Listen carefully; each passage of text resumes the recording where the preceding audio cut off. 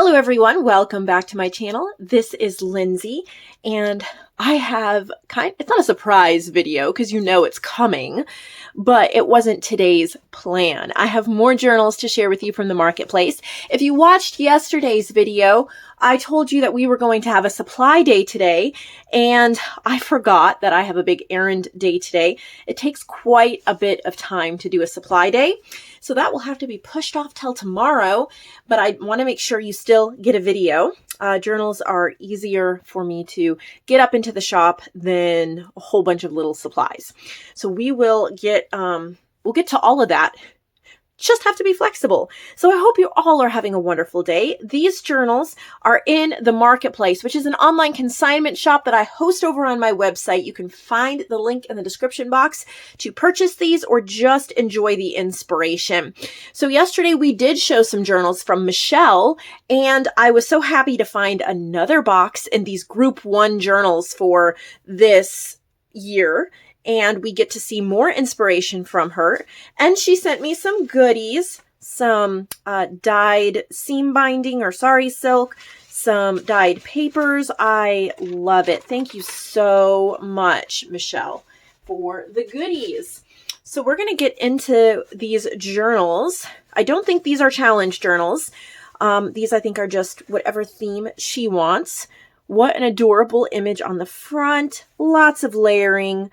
Lots of stitching. I love Michelle's aesthetic. This is called The Visit. It has a Franken paper cover, meaning it is all pieced together, and it has an anything goes theme. I really enjoy well put together anything goes theme. And of course, Michelle is one of the best when it comes for that, in my opinion. I have so much to learn from her. She can throw together papers so effortlessly, and they look so beautiful together. Different colors, different themes.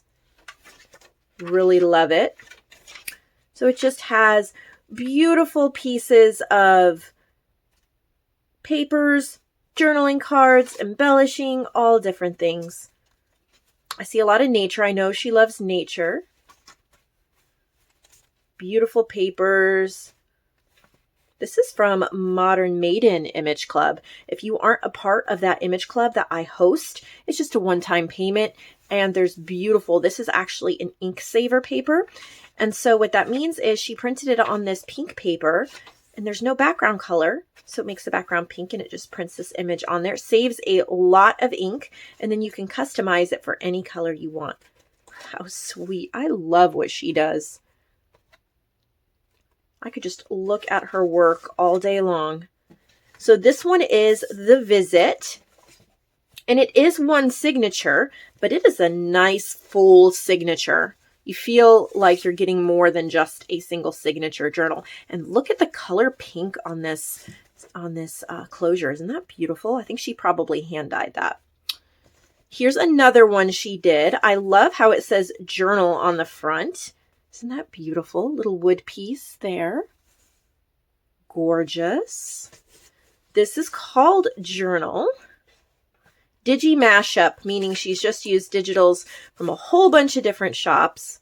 And then, of course, her beautiful aesthetic, which definitely has a mixed media. She does a little bit of everything. Lots of pages. Look at how pretty that is. Love it.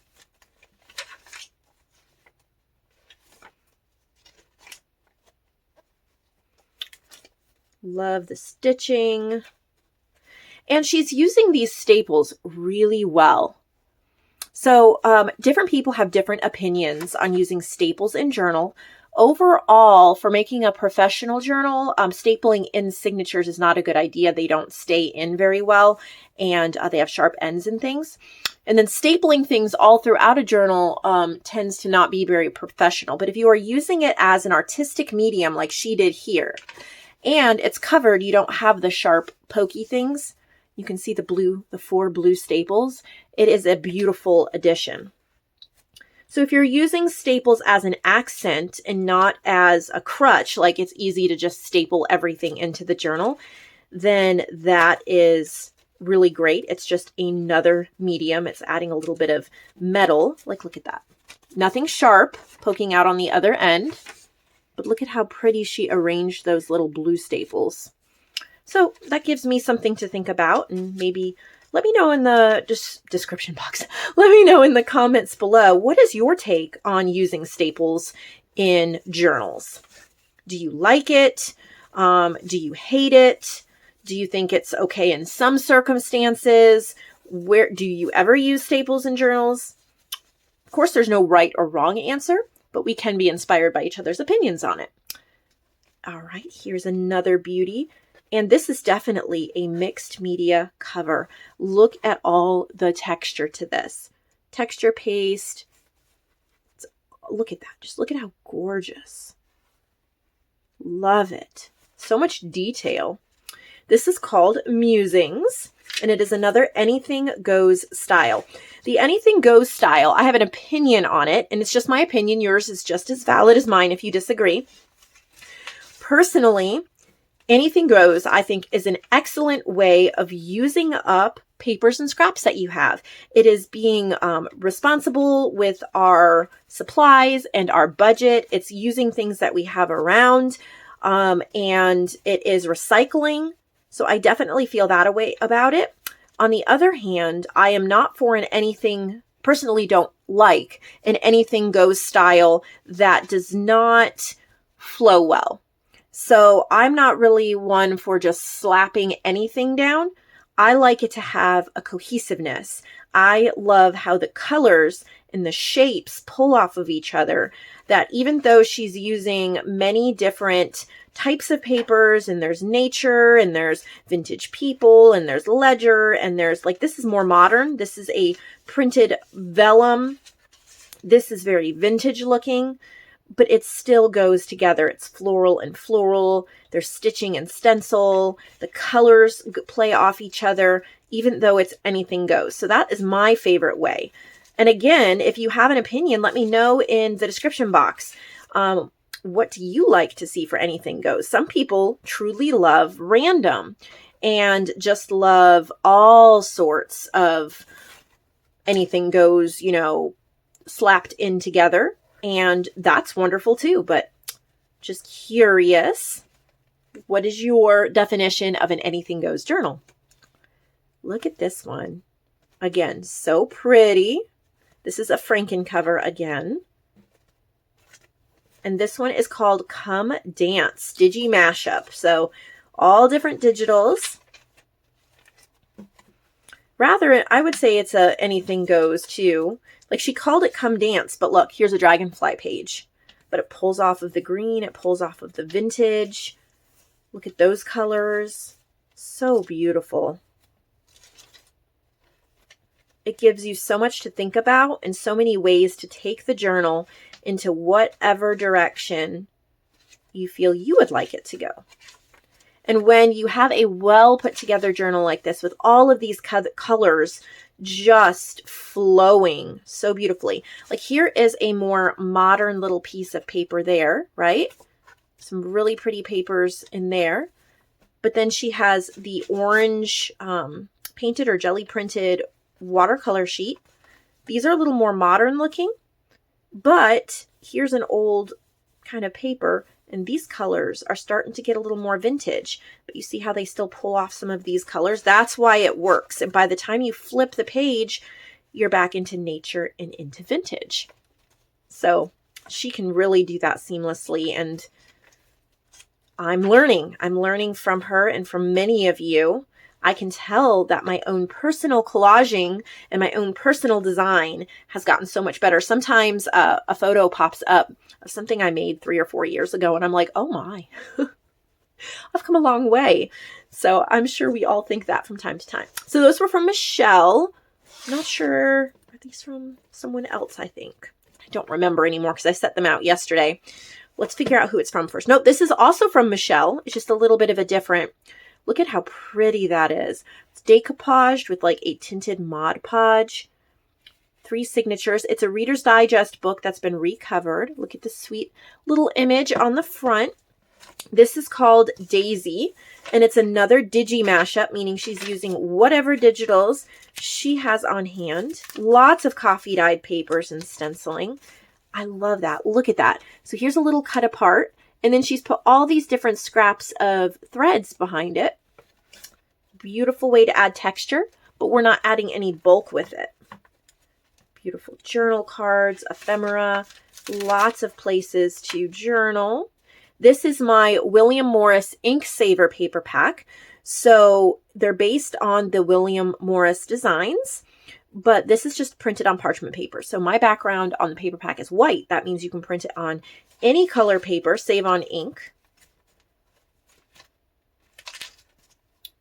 Beautiful work. Lots of collaged pieces that she's done. Jelly printed, jelly plate printed. That's what this all is here, I think. Fabric reinforced, so nice and heavy duty. And then this is from, I think this is from someone else. Yeah, we have one Peacock journal, so I'm guessing this is a challenge journal. Peacocks blue and purple were our first challenge. Look at that tassel. Isn't that awesome? I think she used an old earring. That's what that looks like. And then a whole bunch of goodies. This fabric is gorgeous. Look at that fabric. Wow. So this is from Dale Johnson. Got a little note here. Maybe this is about the journal, or maybe it's a note for me. I'm not sure. Let's see. It's about the journal. Okay. Dale Loretta Johnson. This is called Peacock Garden Eclectic.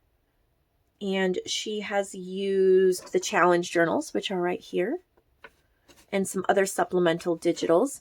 It is a cereal box strip for the spine. So I think she made her own cover, which is absolutely amazing. Look at how pretty.